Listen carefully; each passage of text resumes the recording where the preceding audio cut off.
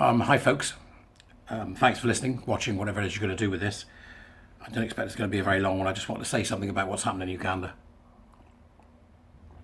I've had a look at the situation, and essentially this law is not yet passed, and I imagine that there will be a court case and it'll probably be overturned. I think that's what will probably happen, but unfortunately it illustrates something far darker, which I think is worth us having a conversation about.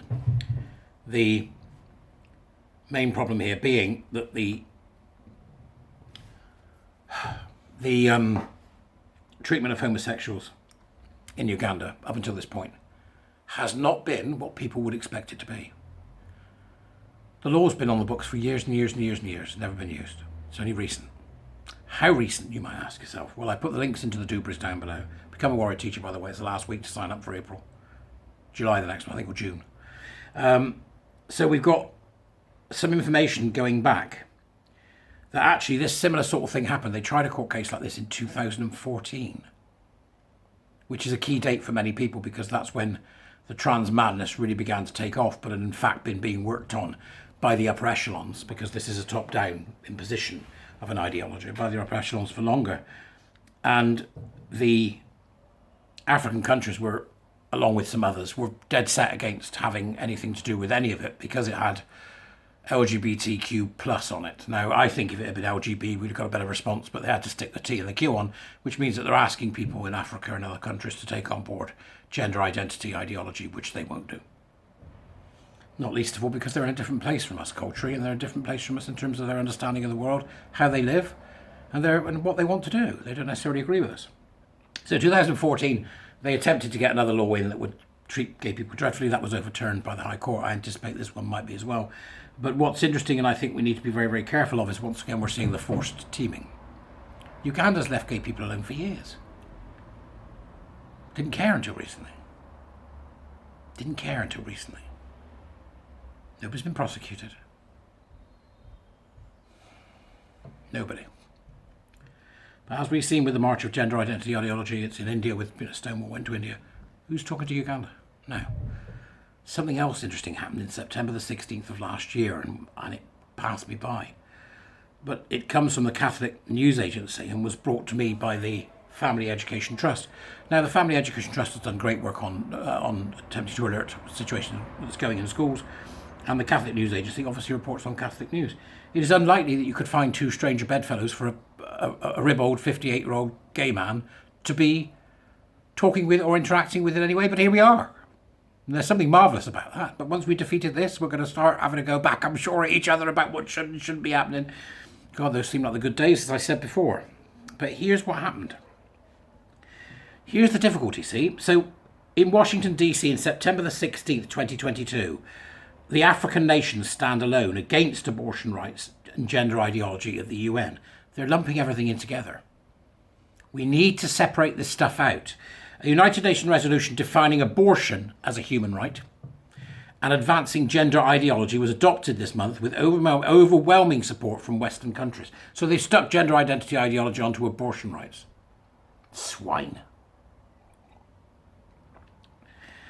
But it was opposed by a group of mainly African nations. The resolution, which is titled International Cooperation for Access to Justice, Remedies and Assistance for Survivors of Sexual Violence, includes language stating that countries must provide access to safe abortion as a human right.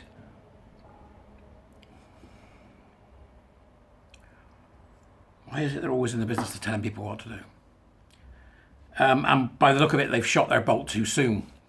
You know, we do business with various African countries. We do business with countries all across the world. And doing business with other countries is fundamental to human rights. But they can't wait. They can't recognise that it will take time, that we have to do things step by step, that we have to be very careful in our negotiations. No, they come straight in with, not only are you going to make abortion a human right, you're also going to accept the idea of a gendered soul that slips into a flesh sack so that you can have men saying they're women and women saying they're men in your country. This is not going to go down well in some countries, and it's no surprise that it doesn't. But the fact that they force team the lot together doesn't help us either. The resolution adopted on September the 2nd also references new gender terminology that some countries said was in opposition to their values because it contradicted a traditional view on human sexuality. It doesn't contradict a traditional view. It is the antithesis of reality. It is the antithesis of reality, right? And they're right. They're right about that. They're right about it. So what they did was they went hammering in with, you know, we want you to make sure abortion's allowed.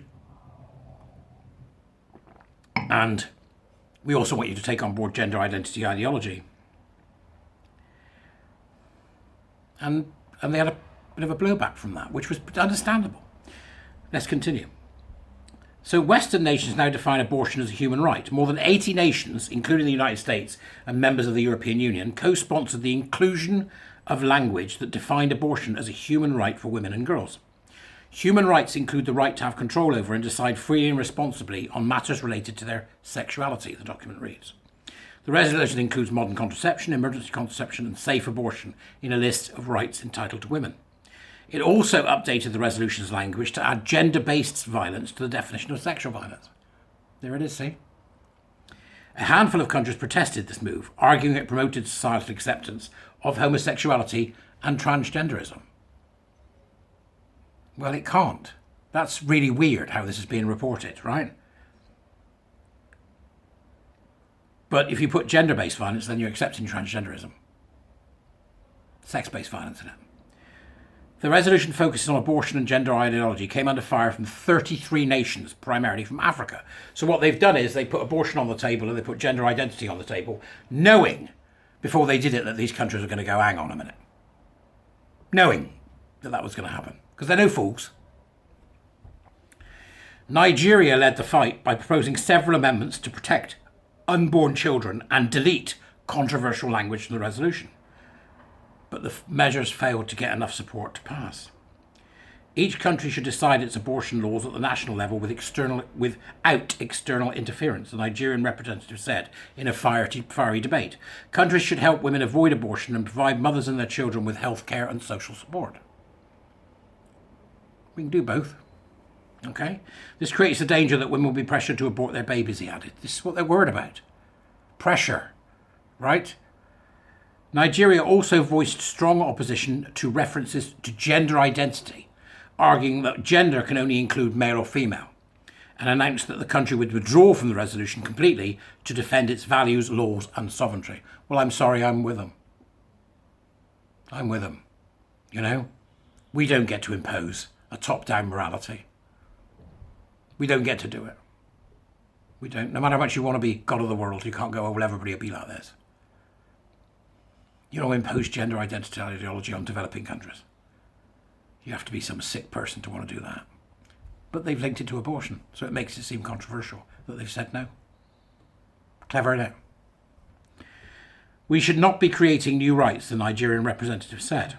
In remarks made at the UN meeting, Senegal's representative condemned the inclusion of abortion as a family planning method. I bloody well would as well. And I imagine that most people I'm speaking to, a family planning method, abortion is not a family planning method. Is it? I mean, what do I know? I'm a gay bloke. Is there anything else that's so far off my radar I know nothing about it, right? But I don't think, family planning. Right. And argue that the word gender must only refer to social relations between males and females. Sex, it means sex, doesn't it?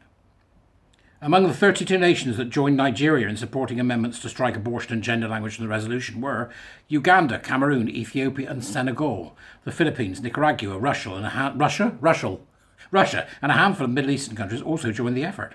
Austin Roos, president of the Centre for Family and Human Rights, said in an interview with CNA that it is well known that smaller African countries courageously stand against the West's pro-abortion and gender policies. There's some real confusion going on here. It is possible to caution against abortion and still believe that a woman has a right to choose. It is possible to do that. Pro-abortion? I do not imagine this to be a simple matter of, oh yeah, I'll just do it. It's Friday. These arguments are so strange. These people that are having them are provoking a sort of kickback that's very worrying.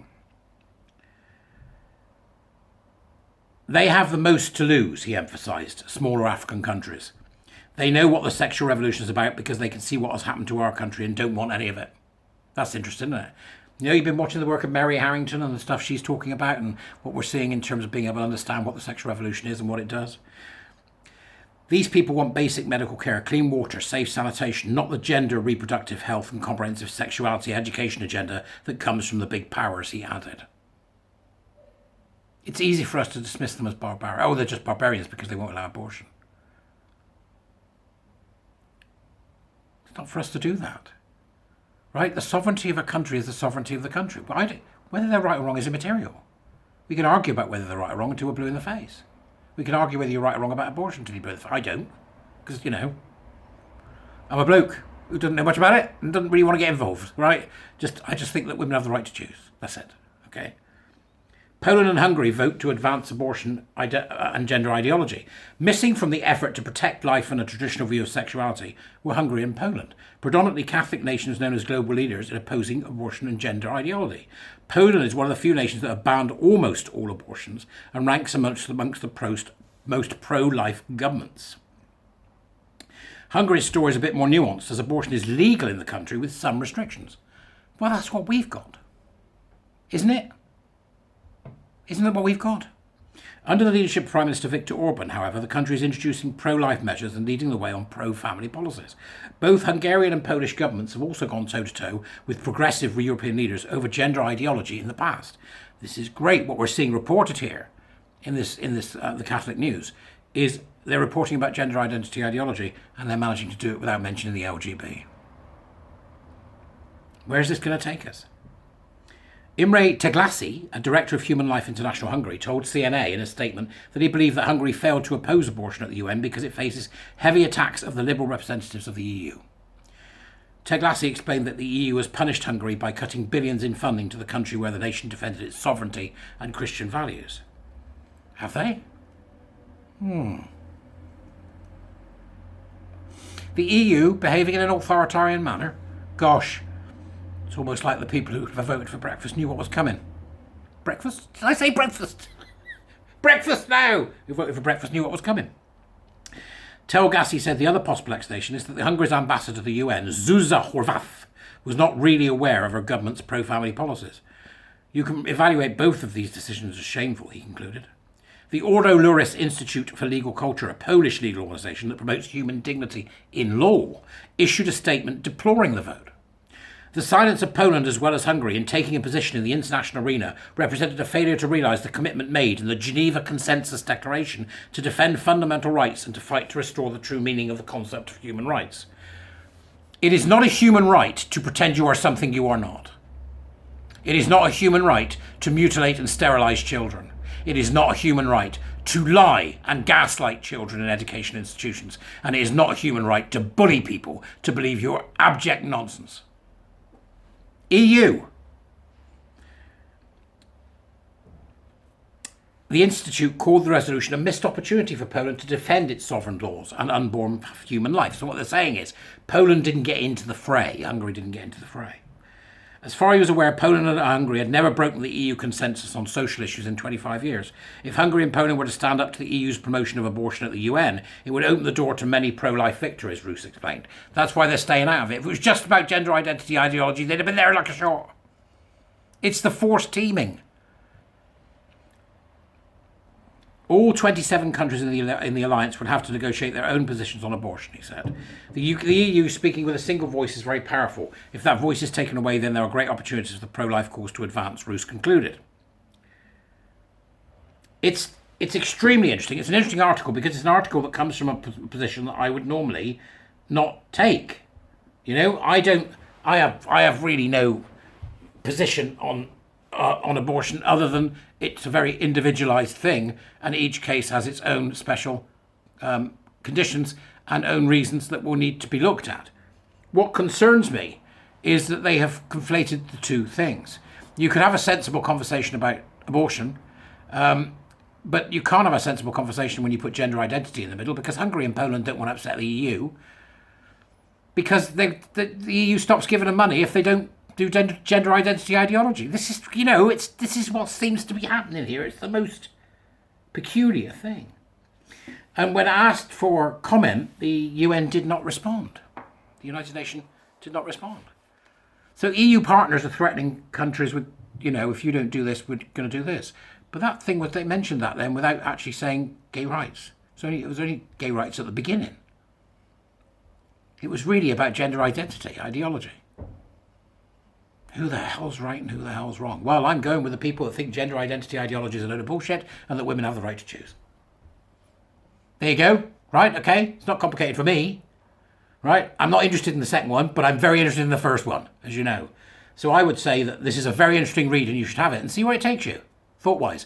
Because there's something terribly wrong when we're seeing this kind of scrapping going on in the UN because the EU refuses to let go of its crazy, far-left communist ideas. Brexit, might turn out to be the good thing you never thought it would. We'll end up broke. We might not be able to get tomatoes, but we may be able to keep this rubbish away from our young people and keep this rubbish away from our doorstep. Because this is the kind of crap that people go to war over.